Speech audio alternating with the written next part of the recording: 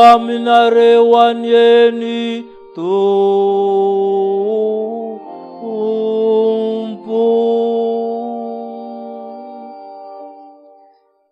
Ary amene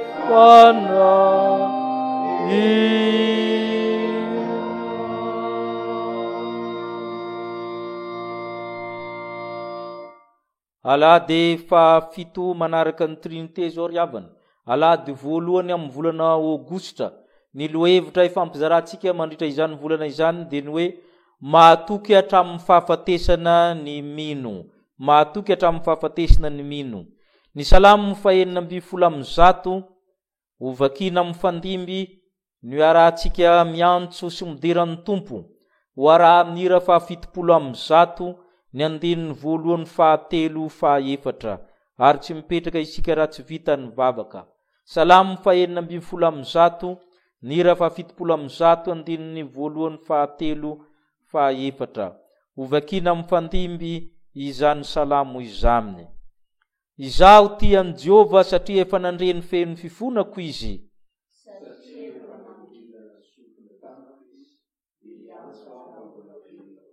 Ny hodidina tamiko ny famatoran'ny fahafatesana, ary nahazo aho ny fahorian'ny fiainansita, nahita fahoriana sy alahelo aho.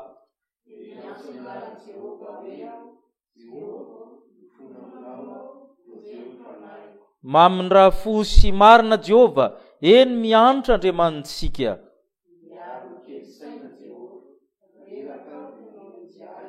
Miverena ho amin'ny fitsaharanao ry fanahiko, fa Jehova efa nanisy soanao.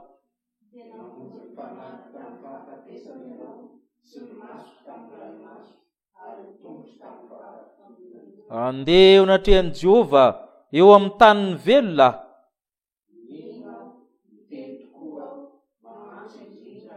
Hoy izaho tamin'ny fahaterako, mpandainga ny olona rehetra.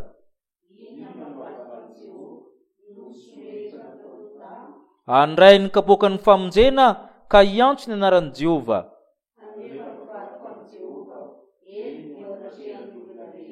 Zava-dehibe mason'i Jehova ny fahafatesan'ny olony masina.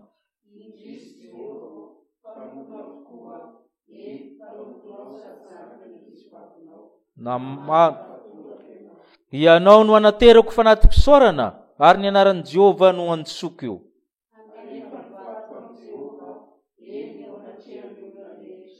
Eo ankianja ny tranon'i Jehova, eo afovoanao ry Jerusalemo. Haleluya. Amen.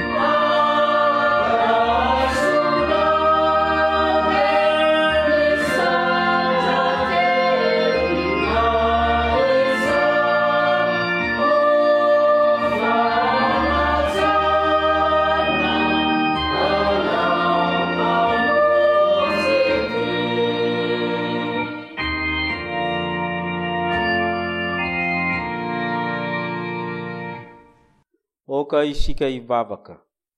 Ny dera ny laza ny sotra ny aja tolotra ianao Andriamanitra. Nandalo ny lohasaloko ny fahafatesany izay ny alina no foazonao satria vaovao isa-maraina ny famondramponao. Tantaninao izay ny vivininao ka natratra izao andro voalohany amin'ny herinandro izao. Tsy nahazo anay ny fahorian'ny fiainantsika ary nampandrofirinao anay ny fahafatesana. Koa ianao Andriamanitra nisaorana sy ankalazaina. Ary indrindrandrindra nisaorana ianao dia noho ny amin'ny mahazanakao anay. Novidinao tamin'ny rano Kristy, olona araka n'Andriamanitra, olona araka ny fanahy. Manana anjara milova ny olona masina. Koa misaotra anao izay Tompo ny amin'izany rehetra izany.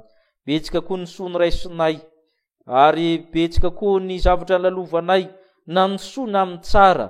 Moa ny tsara ihany no isaorana ianao fa tsy ny ratsy koa aza. Dia omenanao ny dera sy laza sy ny voninahitra satria anao hatr'izay ka mandrakizay izany. Koa mianto aminao izay Tompo, manatreza izao fotoana izao. Raiso izany fisaoranay. Mianto aminao ry Jesosy Kristy, ilay mpisorona be nanavotra anay.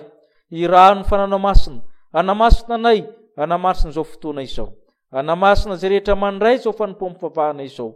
Ka ianao Andriamanitra mihitsy no hiteny aminay, amerina aminay le teninao hoe hozanako ianao, olonao tokoa izahay, ary ianao Andriamanitray, ka fahasoavana nampifahasoavana tafinao anay. Ka ianao indrindra no hitafivoanay ry Kristy, dia ilay nampianatra anay hivavaka manao hoe Reneo Ezerandanitra. Ho amasiny ny narana, tonga ny fanjakana, ataony ny sitraponao, dia antahaka n'Andanitra. Omena ny anasitra azo anay, ary ny lilany elokay, tahaka ny izinao katamina. Azo amitono na mipakapanahy, manafana amin'ny ratsy, nanao ny fanjakana sy nery, ary ny voninahitra mandrakizay. Hipetraka isika, hiaino ny sitrapon'Andriamanitra isika amin'ny alalan'ny teniny sy ny hafatra avy amin'izany, ny raha fanampin'ny fahaenina ny andinin'ny voalohany ny omanantsika amin'izany.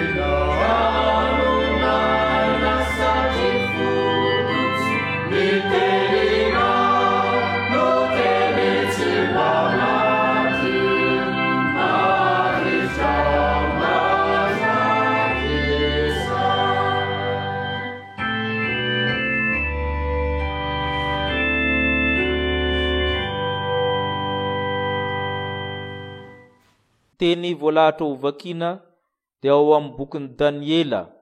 Daniela toko fahaenina ny andinin'ny fahafitambin'ny folo hatramin'ny efatra amby roapolo. Daniela toko fahaenina ny andinin'ny fahafitambin'ny folo hatramin'ny fahadimy amby roapolo. Mivaky toy izao amin'ny anaran'ny Tompo. Dia nandidy ny mpanjaka, ary nentina Daniela ka natsipy tao andavaky ny liona. Dia niteny ny mpanjaka ka nanao tamin'i Daniela hoe, Andriamanitra izay topohinao mandrakariva hamonjy anao. Ary nisy vato natampina ny vavalavaka, ary ny mpanjaka nanomboka izany tamin'ny fanomboan-kaseny sy ny tamin'ny fanomboan-kaseny andrian-damy mba tsy hovana ny teny amin'ny Daniela. Dia nody tany andapany ny mpanjaka, ary tsy nitendry hanina mandritra ny alina, sady tsy nisy zava-maneno nampidirina teo anatrehany, ary tsy nahita torimaso izy. Dia nifoha maraina koa ny mpanjaka ka nandeha faingana ho any amin'ny lavaky ny liona. Ary no ny tonga teo amin'ny lavaky izy, dia niantso amin'ny Davida tamin'ny feo malahelo. Eny ny tenin'ny mpanjaka ka nanao tamin'ny Daniela hoe, ry Daniela mpanompon'Andriamanitra velona, moa Andriamanitra izay tomponao mandrakariva, mahavonjy ianao amin'ny liona va? Namaly ny mpanjaka Daniela hoe, ry mpanjaka, ho velona mandrakizay ene ianao. Andriamanitra efa naniraka ny anjeliny ka nanakombona ny vavan'ny liona tsy handratra aho, satria fahamarinana no hita amin'ny tamiko. Ary teo natrehanao kory mpanjaka tsy nanao ratsy aho. Dia faly indrindra ny mpanjaka ka nasainy nakarina avy tao an-davaka Daniela. Dia nakarina avy tao an-davaka Daniela, ary tsy hita nisy naratra izy satria nino n'Andriamanina. Ary ny mpanjaka nandidy ka nentina ireo lehilahy miampanga amin'ny Daniela ireo, dia natsipy tao an-davaka liona izy mba amin'ny vadina amanjanany.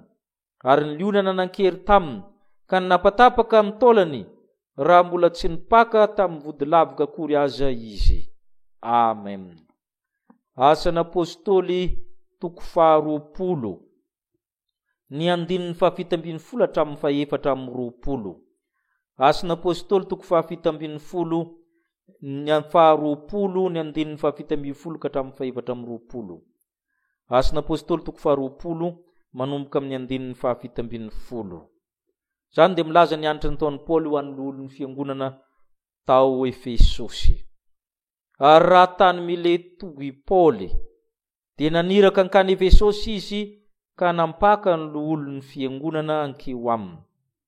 Ary no tonga teo aminy ireo, dia hoy izy taminy, fantatrareo hatramin'ny andro voalohany nahatongavako teto Azia, izay toetry ny fitondram-tenako taminareo tamin'izany andro rehetra izany.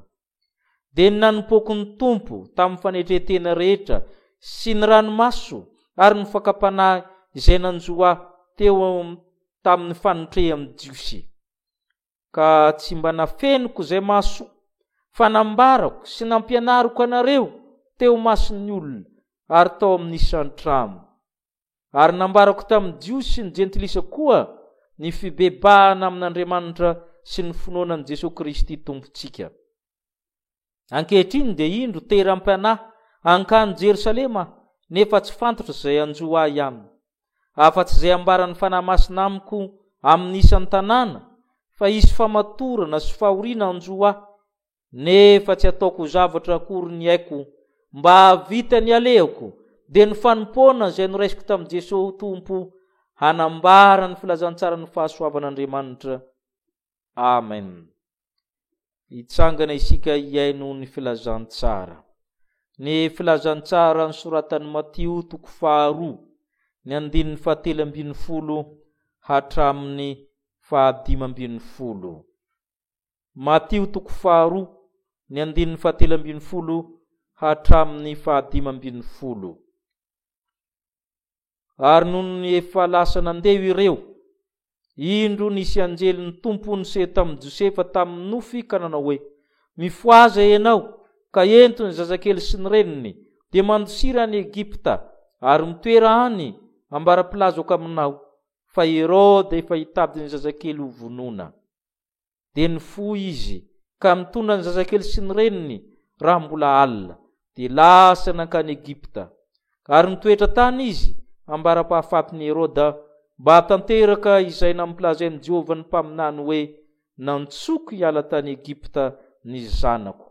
Ray masino manamasinana amin'ny fahamarinana, ny teninao ny fahamarinana. Amen.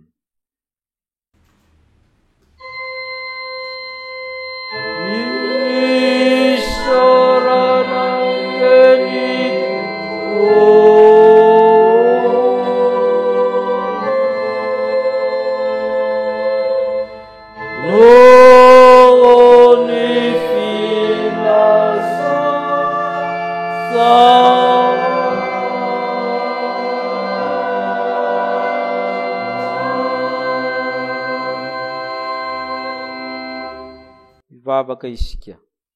Ny teninao dia teny fiainana, fanahy sy fiainana, teny manamarina, teny manamasina, teny velona ary za miteny zany no hitsarananay. Ko ankehitriny ny haino ny teninao zay nosoratany re mpanomponao. Ankehitriny koa zay te hiainy afatrao ze entiny mpanomponao aminay, manamasinanay ry fanamasina amin'ny alalan'ny tenin'Andriamanitra, na izay mpiaino na ny mpitondra hafatra, mba ho tena sitrako tokoa izay voarainay sy ambaranay, noho ny amin'ny Kristy Jesosy no angatanay izaminy.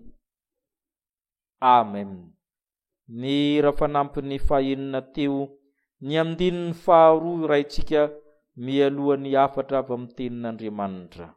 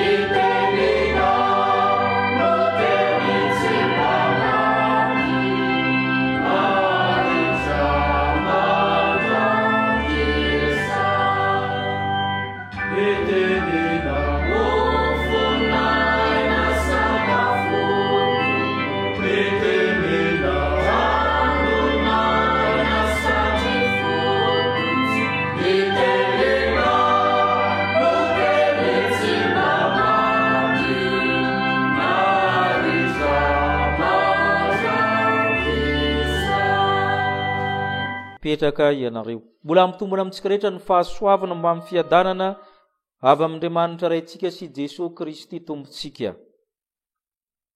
Ny Asin'ny Apôstôly 20, ny 420 no vakitsika. Asin'ny Apôstôly 20, ny 420. Tenin'ny Paoly Apôstôly vakitsika manao hoe: nefa tsy ataoko zavatra akory ny haiko, mba vita izay aleo, dia ny fanompoana izay noraisiko tamin'i Jesosy Tompo hanambara ny filazantsara ny fahasoavan'Andriamanitra. Amen. Oka ny ho mahatoky hatramin'ny fahafatesana. Mahatoky hatramin'ny fahafatesana ny mino. Izay no afatra mahorozaraintsika mandritra n'ity volana aogositra ity. Paoly no miteny eto, efa navita ny dia misionera lava be intelo nitety an'izao tontolo izao izy, izao tontolo izao tamin'ny fotoan'androny izany, dia manodidina ny ranomasina Mediterane izany. Efa voasoratra ny ankamaroan'ireo epistily maro malaza ny Paoly Apôstôly. Efa akaiky ny isamborana azy. Hiakatra farany any Jerusalema izy. Rehefa aveo izy tsy tafaverina hitety izao tontolo izao tsony fa migadra 2 taona, dia aveo avotsitra kely dia hiafara amin'ny famonoana azy izany. Izany no efa fatapatatry Paoly, ampahafantariny fanamasina azy, ka niantso ny olona tao Efesosy izy mba hametraha amin'ny hafatra. Paoly izay mijoro mba ho fakany tahaka amin'izany fahatokina hatramin'ny fahafatesana izany no miteny. Ambaran'ny Paoly fa tsy atao lafo vidy akory ny aina. Zay no dikany hoe tsy ataoko zavatra akory ny haiko, tsy ataoko zavatra lafo vidy ny aina, mba havita ny aleako, havita ny fanompoana, mba hanambarana ny filazantsara ny fahasoavan'Andriamanitra. Izany koa ry havana no amintsika ankehitriny amin'izao andro manahirana izao. Kristianina mahatoky hatramin'ny fahafatesana. Izay no lohahevitra hozaraina amintsika hoe kristianina mahatoky hatramin'ny fahafatesana. Ny voalohany dia miezaka amin'ny fanatanterahana ny sitrapon'Andriamanitra. Tsy ataoko zavatra lafo vidy akory ny haiko, Paoly, mba havita, mba hatanteraka ny aleako, dia ny fanompoana. Le ale eto dia azakazaka midikan'io. Azakazaka. Dromos amin'ny teny Grika nazona ny teny hoe hippodrome, toerana fiazakazahany soavaly natao hippodrome. de korsa zany amin'ny teny frantsay. Ka ny fiainana miaraka amin'ny Kristy de korsa azakazaka ho Paoly apôstôly. Mila fiaretana zany, mila faharetana zany, mila heritsaina zany, mandany herim-batana zany, mila fifehezana izany. Ary zany mahatonga Paoly hoe tsy ataoko sarobidy akory ny aiko mba hatanteraka io azakazaka io. Mba vakitsika hoe ny amin'ny 7 Asan'Apôstôly 20 ary no nitonga teo amin'ireo de hoy izy taminy, fantatrareo hatramin'ny voalohany nahatongavako teto azy nitoetra ny fitondram-tenako taminareo tamin'izany andro rehetra zany. Zay misy fitondran-tena tsy maintsy aseho Paoly apôstôly zany miazakazaka zany, misy etika, misy fifehezana aseho zany. Fantatrareo izy Paoly eto no miteny, nitoetra ny fitondram-tenako, ny zavatra niaretako. Toy izy atsika amin'ny 7 de nanompoako ny tompo tamin'ny fanententena rehetra sy ny ranomaso ary ny fakapanahy zay nanjoy ahy tamin'ny fanotrehana. Zany le fanatanterahana ny sitrapon'Andriamanitra zany tsy mora satria aseho ny fanompona. Misy fanompona ny raisiko Paoly apôstôly. Tanareo fa le teny hoe fanompona amin'ny 4 de hita amin'ny 7. Amin'ny 4 izy miteny hoe fanompona zay noraisiko tamin'ny Jesosy tompo. Itsika zany de nahazo fanompona tsirairay avy manomboka amin'ny batisa. Fanompony vita batisa, fanompony mpanefana samy tompo, fanompony komity mpiangonana, fanompony sampana, fanompony dekona, fanompony mpiandry, katekista mpitoroteny, fanompony mpitandrina, samy nahazo. Ka io fanompoako Paoly apôstôly niazy amin'ny apôstôly tamin'ny fanetrentena rehetra. Niaritra izy. Paoly io olona manam-pahaizana, manan-kareny, manana zom-pirenena romanina zany tsy olokolopona fa olona manam-bola be. Vola be na zahoana izany ozy le kapiteny anankiray. Kanefa nanetry teny izy. Paoly mahay miteny. Farafaratsy ny teny pirenena 5 ny hainy. Polyglotte zany izy. Fa zany rehetra zany nataony tamin'ny fanetretena. Ary tsy vitan'izany fa tamin'inno izy? Aorian'ny fanetretena de inona? Ranomaso. Olona be ranomaso Paoly. Niaritra fahoriana amin'ny zavatra rehetra. Ny fisarahana amin'ny namana, fisarahana izy Timoty, ny ady tao anatin'ny samy apôstôly. De tsy vitan'izany hoy izy Paoly apôstôly tamin'ny ranomaso rehetra sy ny fakapanahy zay nanjoa ahy. Misy fakapanahy koa ndray mbo te hiala. Marary izy. Nitaraina tamin'Andriamanitra izy nanao hoe esory amiko ity kapoka ity, esory amiko ity tsilo ity. Hoy izy Jesosy, tsy asorina fa ampy anao ny fahasoavako. Ndray izy mbo te hitsoka ihany. Izy ne manana zom-pirenena romanina. Fa indrindra fa namadika azy ny Jiosy, niandry azy aman-romanalina ny Jiosy, nefa mpiray tanindrazana, mpiray firenena. Zany rehetra zany no ilazana amintsika hoe tsy mora akory le hoe manatanteraka ny sitrapon'Andriamanitra. Fa tsy maintsy zany no atao raha te hiaritra hatramin'ny fahafatesana. Tanterahana ny fanompona, amin'ny fahoriana, amin'ny fiaretana, amin'ny fakapanahy, amin'ny fanenjehana. Ary zany angeny natonga ny Paoly amin'ny Timoty 2 jerentsika 4, mifanitsy amin'io tsara. Le teny malaza efa fantatsika loatra. Timoty 2 ny 9 hatramin'ny 9. Vakitsika. Fa izaho de efa tolotra sahabo. Ary efa mbiakaiky ny andro fialana. Efa niady tsara. Nahatanteraka ny fiazakazaha. Nitahiry ny finoana. Hatr'izao de tehirizina ho ahy satroboninahitry ny fahamarinana. Zay omeny tompo tsara marina ho ahy amin'izay andro zay. Ary tsy ho ahy ihany fa an'izay rehetra tiany fisehoana. Zay tenen'ny Paoly apôstôly.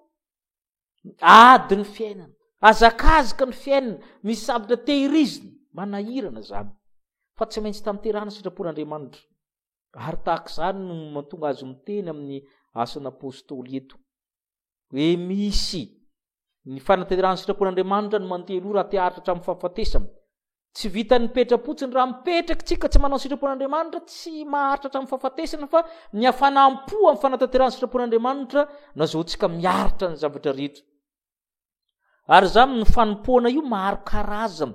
Jereo inge ny fanompoan'i Josefa ao amin'ny Matitoko 4.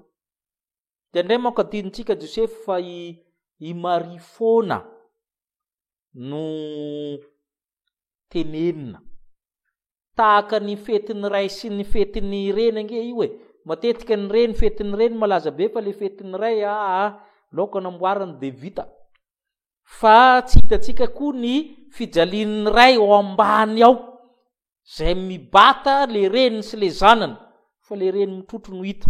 Fa nanjara amin'ny Josefa de le mpiaro ny zazakely sy ny reniny nataon'Andriamanitra miaro an'izany tsy mora akory. Herode mitady hamono ny zaza. Tsy Andriamanitra akory nidiny taty amin'ny tany miaro an'le zazakely fa i Josefa no nampiriatiny. Tany anao mandositra any Egypta. Ento ny zazakely sy ny reniny. Mandrapilazako aminao miverena vao miverina anao. Sao de veritsika moramora. 4 kilometra moa avy amin'ny tany Kanana na Palestina mankany Egypta. Mandalo tamin'ny efitra désert izany. Mangatsika be amin'ny alina, mafana be tsy laitra amin'ny antoandro. Ary misy manenjika. Tsika aza mieritreritra hoe tsika rery miaritra. Fa Jesosy ne zazakely efa ohatra ny 4 manjenjena matory amin'ny tany tokotany, matory amin'ny tany efitra. Tsy misy niaritra ohatra ny Josefa sy Maria ary Jesosy fa adinitsika zany. Fa mbola manahirana lavitra no matory amin'ny arabe SDF zany. Mankany Egypta izany tsy mora, toerana mbola tsy nalenao, firenena tsy fantatrao. Fa aleo an-tsaina kely ny fahoriana ny heretan'ireo nanatanteraka ny sitrapon'Andriamanitra. Ankany Egypta zay tsy fantatrao ny anjonao amin'ny tenin'ny olona tsy fantatrao ny alavirana. Fa nandeha ireo. Ary zay anjara fanompoan'i Josefa. Inona ary ny anjara fanompoko, ny anjara fanompoanao amin'izao andrakehitriny izao mba hananao fiaretana ka tonga anao mahatoky hatramin'ny fahafatesana. Mila miezaka amin'ny fanatanterahana sitrapon'Andriamanitra isika. Ho Paoly apôstôly tsy ataoko zavatra akory ny aiko mba hahavita ny azakazaka, hahavita ny fanompoana le azakazaka sy fanompoana io ry havana atao hoe sitrapon'Andriamanitra. Fa ny zavatra faharoa dia izao. Mila miezaka amin'ny fanambarana ny filazantsara. Mba hanambara ny filazantsara ny fahasoavan'Andriamanitra ho Paoly apôstôly. Zay ny zavatra faharoa. Manatanteraka sitrapon'Andriamanitra ny voalohany, faharoa manambara ny filazantsara Andriamanitra. I filazantsara io ry havana. Mila amarinina, mila torina, mila ijoroana vavolombelona. Tsy mandeha ho azy io fa mila ezaka. Verintsika moramora koa moa ny alan'le misionera avy tany Pays de Galles. Wales ao zareo nankaty Madagasikara. Be tazo, maty ny tazo ange izy ny rehetrarehetra fa tsy David Jones ihany. Ina ny tenenin'ny olona? Jereo amin'ny boky nisoratana na tantaran'ny fiangonana amin'ny trano pritiny Luterana Malagasy nanoratra azy Révérend Dalle. Rehefa andeha zareo dia hozy ny olona tamin'ny androany Madagasikara ngay alahy. Eo zareo tsy aleonao mitory teny amin'ny aliko. Zay no anatin'ny boky zay no tenen'ny olona tamin'ny zareo. Ka le manambara ny filazantsara koa zany mila miaritra hatramin'ny fahafatesana io. Le filazantsara manko vaovao mafaly. Tabidio tsara fa tsy mahafaly ny olona izy io. Na tsika mpiangona rehefa mafimafy izy tsika mitsoky. Rehefa mafimafy na tsika manome tsiny akoa ny diran'ny pastera amin'izany. Tsy mahafaly io filazantsara io matetika. Fa filazantsara mahasositra indray tsy marabo ny hafa. Niteraka fanenjena anatiny sy ivelan'ny fiangonana ary zany nanjoan'ny Paoly. Anaran'io filazantsara fa tabidio tsara fa tsy dia mahafaly loatra izy rehefa mikitikitika ny ataonao. Mba vakitsika hoe ny andininy 20 sy ny 120 amin'ny asina apôstôly toko 20 anambaran'ny Paoly fa tsy moro zany. Andininy 20 sy ny 120 ka tsy mba nafeniko zay maso fa nambarako sy nampianarako anareo teo anatrehana masony ary teo anatrehy zany. ary nambarako tamin'ny Jiosy ny Jentilisa koa ny fibebahana amin'Andriamanitra sy ny finoana ny Jesosy Kristy tompontsika. Tsy mba nafeniko Paoly apôstôly ny sasany mbola nialokaloka tamin'ilay sabata tsy sa mikitika an'io. Ny sasany nialokaloka ny apôstôly sasany tsy sa mitory ny amin'ny Jentilisa hoe tsy forana tsononareo natahotra amin'ny Jiosy. Paoly tsy mila forana. Tsy mora nge zany fasahina taon'ny Paoly zany. Nanotra amin'ny Jiosy izy de tezitra amin'ny Jiosy. Ny marina ihany ho Paoly. Tsy ilaina tsony ny famorana fa fansoloana batisa. Ary zany nazoany loza zany nampijanona le famorana io nge nazoany Paoly loza. Tsy manafeniko ozy izy fa nambarako, nampianarako masony olona rehetra. Tsy mora izany. Tsy mahazo mitsahatra ianao amin'ny tsy azo afenina, tsy azo ampandeferina, ny tenin'Andriamanitra tsy mahazo mihiboka ho tsika tamin'ny lahady lasa. Amin'ny fotoana rehetra masony olona rehetra, isan'ny trano tsy mifidy olona, na Jentilisa, Grika sy Romanina, na Jiosy, tsy mifidy olona. Paoly apôstôly tamin'ny toerana rehetra, tonga tany Atena, nitory tamin'ny manampahaizana, filôzôfa teny aminareo, nitorian'ny Paoly, zany filôzofia vaovao ngaman'izany ozy ny sasany. Ary zany mahatonga ny Paoly apôstôly tamin'ny zavatra rehetra. Tamin'ny mahery de tonga mahery tamin'ny malemy de tonga malemy Paoly de ninankinam-pona koa niaraka tamin'ny Jentilisa, nefa izy Jiosy tena miavonka aminy. Fa tsy maintsy nanao izy mba azoan'ireo. Tsy maintsy ambara ny filazantsara. Tsy maintsy ambara koa ny fibebahana, ary zay koa manahirina amin'ny olona. Be de be ty ny filazantsara fa tsy te hiovo, tsy te hibebaka. Tsy maintsy ambara zany ozy izy. Tsy maintsy ambara ny finoana Jesosy Kristy, tsy finoana zavatra hafa. Tsy hoe kory fomba mpiangonana na anara-piangonana fa mino ny Jesosy ve ianao. Tsy mora koa zany. Satria indraindray ianao voasaka ny fomba mpiangonana ianao. Ndraindray zao tereny fomba mpiangonana de tsy mitory afa-tsy sabata ohatra, tsy mitory afa-tsy kosoa ohatra. Jesosy mitorina. Tsy mora zany. Voafeny fomba mpiangonana koa tsika indraindray. Ka zany ho Paoly apôstôly de izy fa matorina anjoa rehefa mitory ny filazantsara. Ndenge jerentsika ny Korintiana voalohany toko 7 nambanan'ny Paoly ny fitoriana zay tsy azo avela. Teny efa fantatsika koa io Korintiana voalohany toko 7 ny andininy 4:40. Korintiana voalohany toko 7 ny andininy 4:40. Ahoana izy? Fa raha mitory filazantsara de tsy misy orereoko satria tsy maintsy manao izany fa lozako raha tsy mitory ny filazantsara. Tsy maintsy manao an'izany io le tsy maintsy ny Paoly. Inona ary ny tsy maintsynao? Tsy maintsy io filazantsara io tsy mila irery ihany ho Paoly fa tsy maintsy io. Obligation io amiko. Tsy maintsy. Ka lozako raha tsy mitory filazantsara. Ary zay no tsy maintsy tsika kehitriny koa amin'ny fomba ahoana mitoriana filazantsara. Samy manana didy isika hitory filazantsara. Amin'ny alalan'ny fananana, amin'ny alalan'ny teny, amin'ny alalan'ny fanirahana, amin'ny alalan'ny fihetsika, maro ny endrika hitoriana izany.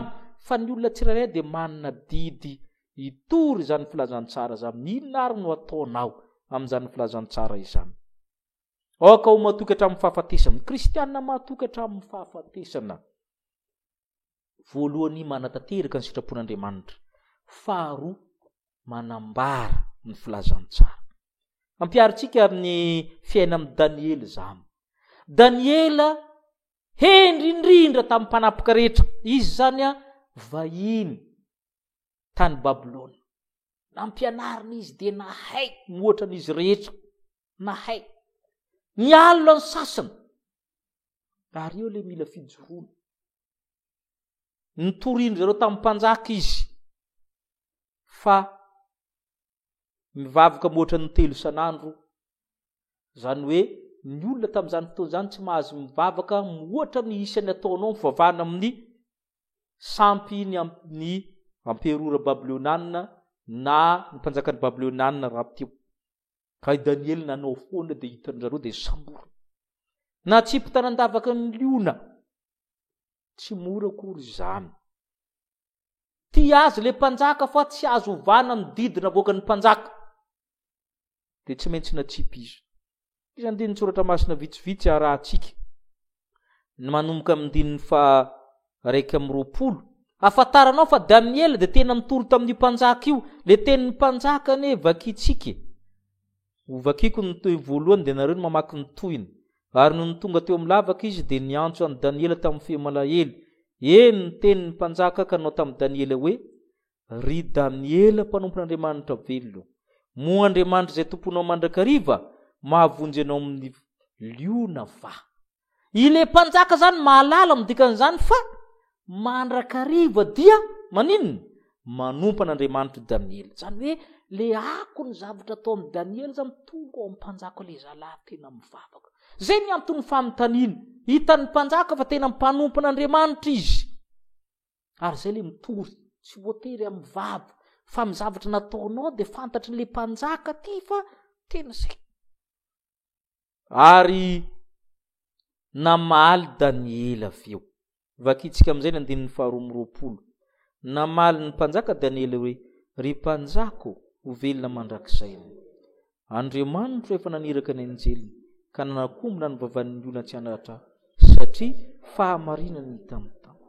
Ary teo natrehana koa ry mpanjaka dia tsy nanao ratsy. Inona nampikombona ny vavan'ny olona? Misy fahamarinana roa soso natao amin'ny Daniela. Andriamanitra aloha nahita ny fahamarinana atao amin'ny Daniela. Fa ianao koa nge mahazo manamarina ny mpanjaka ho Daniela. Za tsy nanao ratsy taminy teo natrehanao. Ka na ianao mpanjaka raha tsy mahita koa. Ary za amin'ny olona saza. Ary aveo Daniela mbola misy toetra ny Daniela manaraka hoe mitory fahamarinana faharoa hitantsika amin'ny 4:20 vakitsika. Dia faly indrindra ny mpanjaka ka nasainy nakarina bitao an-davaka Daniela. Dia nakarina bitao an-davaka Daniela ary hita tsy nisy naratra izy.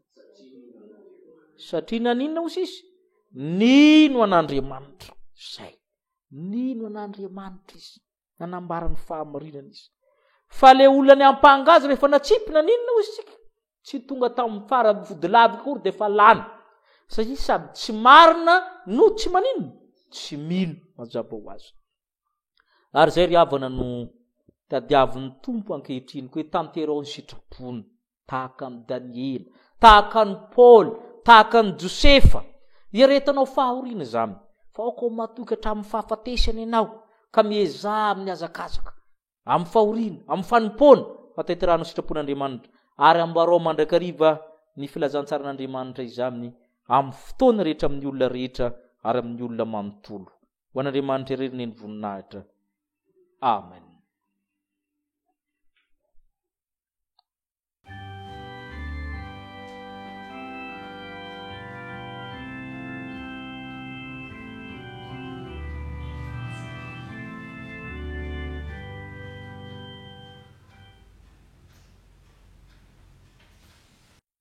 Tsy nahatanteraka izany sitrapon'Andriamanitra izany tsika ry havana. Tsy nahajoro hatramin'ny fahafatesana isika. Ndeha isika hifona hivavaka amin'ny tompo hangataka ny famindram-pony. Tompo, misaotra anao zany amin'ny teninao. Teny velona izany nizarena taminay. Milaza ny amin'ny Paul, ny amin'ny Josefa, ny amin'ny Daniela. Izay nanome marika alentahaka fa tokony ezaka mandrakariva ilofo. Tsy ataonay zavatra kory ny ainay mba havita ny fanompony sy ny azakazaka izany hoe ny sitraponao Andriamanitra. Tsy tokony ataonay zavatra ny ainay mba hanambara ny filazantsara. Indrisy tompo, natahotra zahay, nandositra zahay ny afony zahay. Tsy tanteraka ny sitraponao. Na tamin'ny fiteny, na tamin'ny eritreretra, na tamin'ny natao, feno petipetiny oto zahay. Tsy tahaka amin'ny Daniela samy teny hoe satria fahamarinana no hitany tamiko ary taminao ry mpanjaka ao dia tsy nanao ratsy aho. Indrisy tompo, nanao meloko zay. Nanao ratsy zay teny tahaka amin'ny Petera zay hoe miteny hoe miala amiko tompo fa olomeloka izahay. Mamindrafo aminay.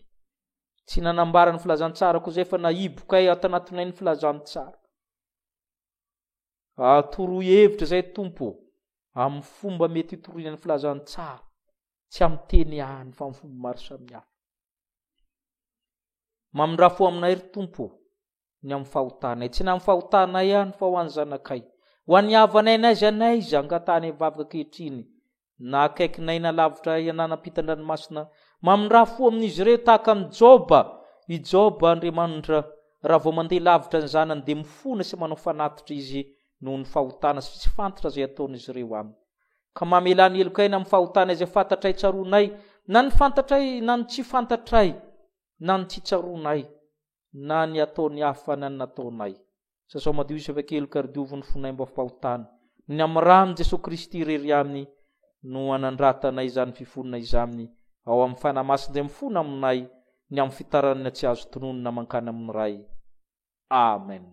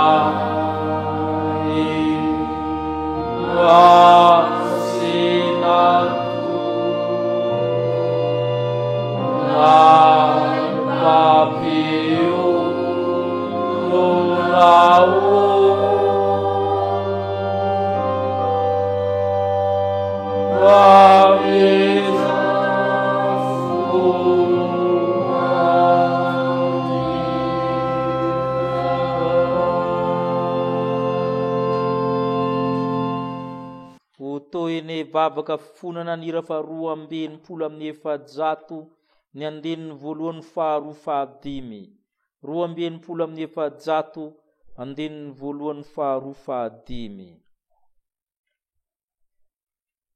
Oh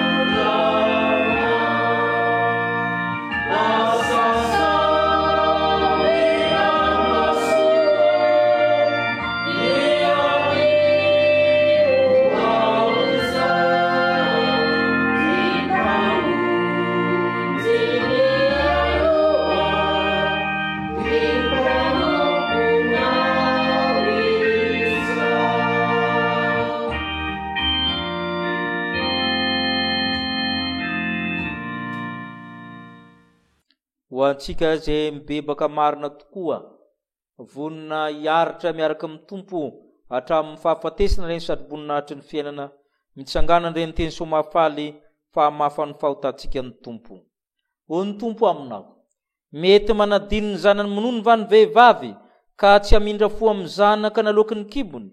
Eny, mety manadino ihany izy, fa izaho kosa tsy mba manadino anao. No ny anarako de hononoko ny fahatezerako mba hiderana de manindry fo aminao aho ka hamindra fo aminao aho.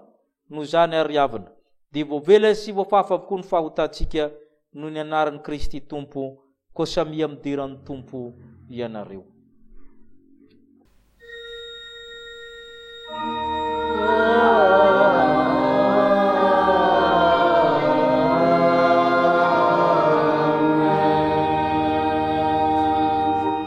Voninahitranam apoelena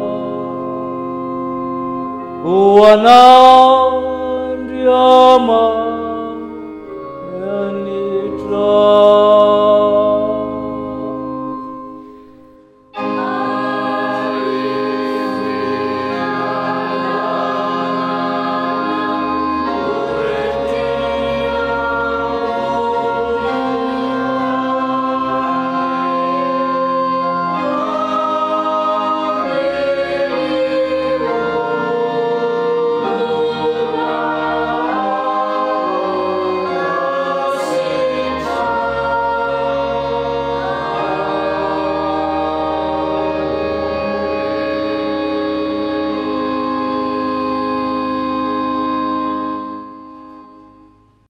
Inona amin'ny 280 sy ny 15.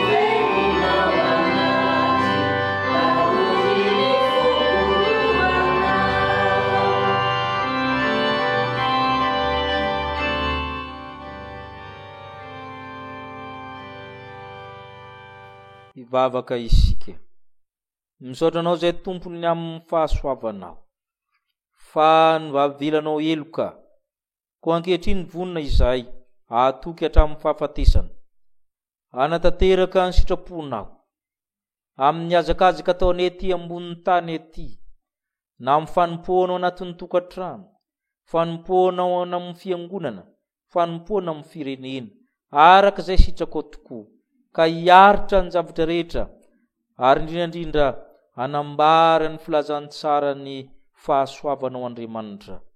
Ampianary zay tory izany, ampianary zay atsiaro fa manana anjaikitra tsirairay avy izay, manana anjara fanompoana zay fanompoana manomboka amin'ny fanompoan'ny vita batisa hatramin'ny fanompoan'ny mpitandrina, misy anjara fanompoana tsirairay avy tokony ataonay.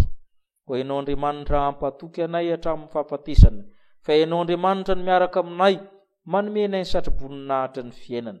Ka ianao Andriamanitra noro anay, atoroy anay amin'ny tokony ataonay ry fanahy masina, hahalalanay zay tokony ataonay ka azonay fahamarina sy finoana ho amin'ny famonjena ao aminao. Ny amin'ny anaran'i Kristy Tompo. Amen. Andesika ry havana nonona ny fanekam-pinoana apôstôlika zay mampiraintsika fiangonana masina maneran'izao tontolo izao. Izany dia fanekam pinoana nataon'ireo apôstôly zay nahatokatra amin'ny fahafatesana koa dia fanekam-pinoana tononontsika manao hoe min'Andriamanitra ray tohatra ary minan' Jesosy Kristy izany zakatompatombotra zay nitolontono tamin'ny fanahy masina nateraka marivelitsany jara tolapa tombona tamin'ny avijaliana maty ka naleva nidina tany amin'ny fiainatsika mitsanga tamin'ny maty tamin'ny andro fahatelo niato an-danitra mipetraka av'Andriamanitra ray tohatra avy any ny avy ny tsara noeleza mino ny fanaonja ny fiombonany laomaty ny famelan-keloka tsingana ny tena maty ary ny fiainana mandrakizay. Mipetraka amin'ny fifaliana isika ry havana. Saotra ny tompontsika ny amin'ny fanompom-pavahana rehetra. Ny vaovaontsika dia araka ny havatra Andriamanitra teo miezaka tsika ny amin'ny fahatetarana sitrapon'Andriamanitra, fanambarana ny filazantsara amin'ny fomba rehetra, ary izany mahatonga ny fiangonana tsy mahazo mangina ankehitriny amin'izao fanompom-pavahana izao. Misaotra ireo teknisianina milofo manatanteraka izany, aza tinona ny mitondram-bavaka azy ireo hatrany avitana ny asa tanteran'izany fa tsy vita mpitandrina samy rery izany. Aza tinona koa ny rojom-bavakantsika ny amin'ny 8 ka hatramin'ny 9 ny hariva, ny amin'ny 5 ka hatramin'ny 9 ny maraina, mifandefasa vaovao, aza tapahana ny fifandraisana fa anisany zavatra sy mba amin'ny demonia amin'izao fotoana izao ny fifandraisana aza dinona zany ry havana, satria tsika efa tsy mifampiarahaba tsony tsy mahazo mifandray tanana, efa manomboka tsy mifampiresaka amin'ny olona eny an-dalana na mifankafantatra azy, ka loza be zany raha miditra amin'ny ara-panahy zany tsy fahaizana mifandray izany. Ny olona amin'izao mora tezitra, totoina, mora sositra, izahantsika mitsikitsiky ny fifandraisana hatrany amin'ny zavatra rehetra. Irosa amin'ny rojom-bavaka voalohany amin'izao volana Aogositra zao ry tsika ry havana, tsy adininay ianareo teraka volana Aogositra angatahana hitsangana izay rehetra teraka ny volana Aogositra. Angatahana koa hitsangana isa-tokantrano izay natsiaro fahasoavana manokana tena hiderana amin'ny tompo. Ireo izay manana olana manokana hoentina mbavaka hitsangana. Ireo izay marary, manana ny marary amin'ny toerana maro samihafa hitsangana. Ireo izay namony hava midora-pahoriana izay misy dia misy tokoa amin'ny andro ankehitriny hitsangana. Hivavaka isika. Tompo ao ny volondohanay dia voaisa avokoa.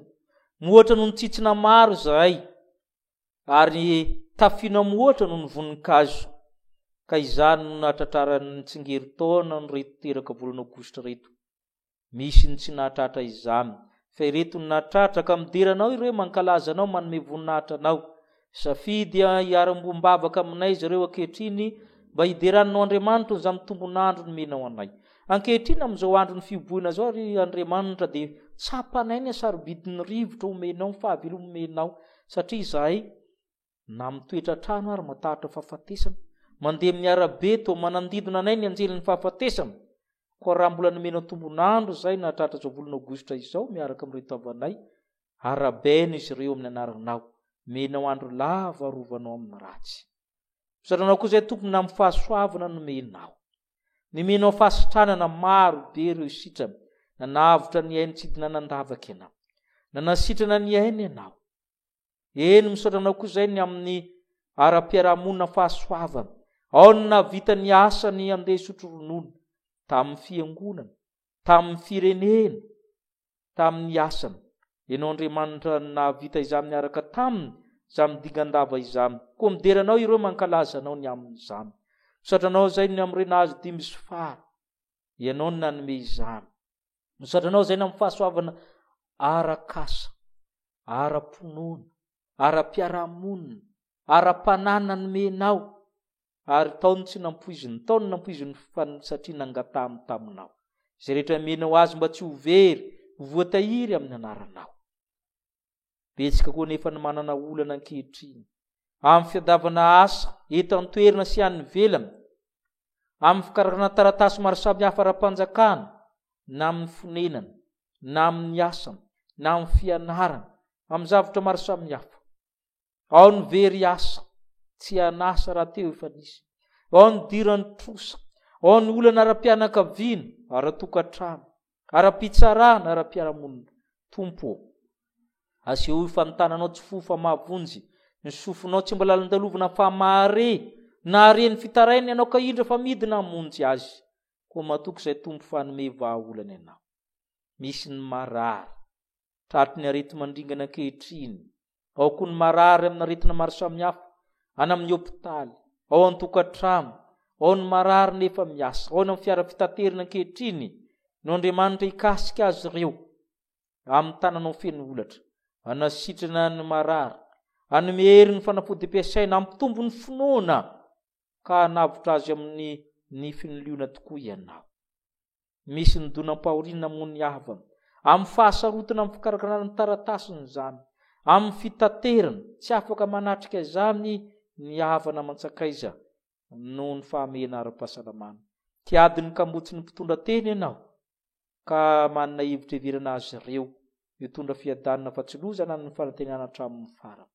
Tompo, manana ny angatahana aminao izay tsirairay avy, na mbola tsy mangataka ary izay fantatrao ny mahasoanay.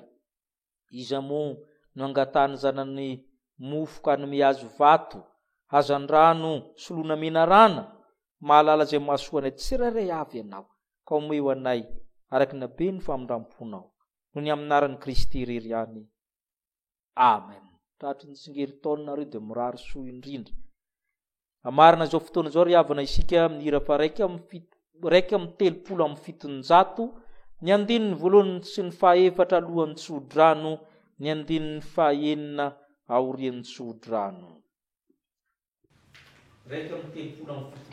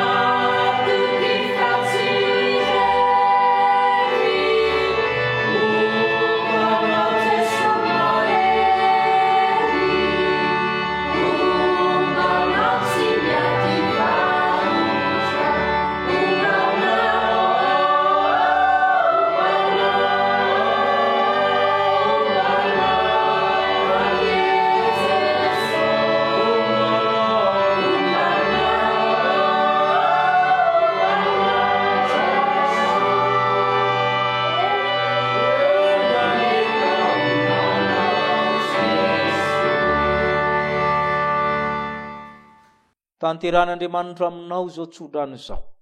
Ary ny fiadan'Andriamanitra izay moatry ny fanarehetra hiaro ny fonao, hiaro ny hevitrao, hiaro ny fahalalanao, hiaro ny fitiavanao. Ho tanteraka ianao tsy hanantsiny amin'ny fiavian'i Kristy ho tompontsika, ho matoky hatramin'ny fahafatesana. Ka ho tahinao raha miditra, ho tahinao raha mivoaka, ho tahinao raha mandeha, ho tahinao raha mitoetra. Amen. Ny andininy fahaenina.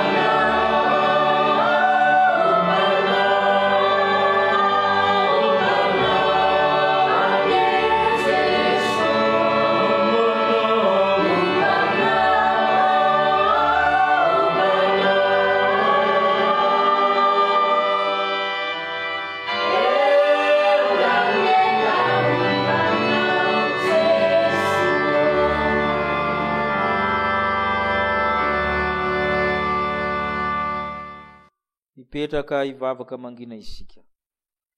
Izay manantsofonaoko izy iaino zay lazainy fanahy amin'ny fiangonana, izay maharesy de tsy ho sombany fahafatesana faharoa.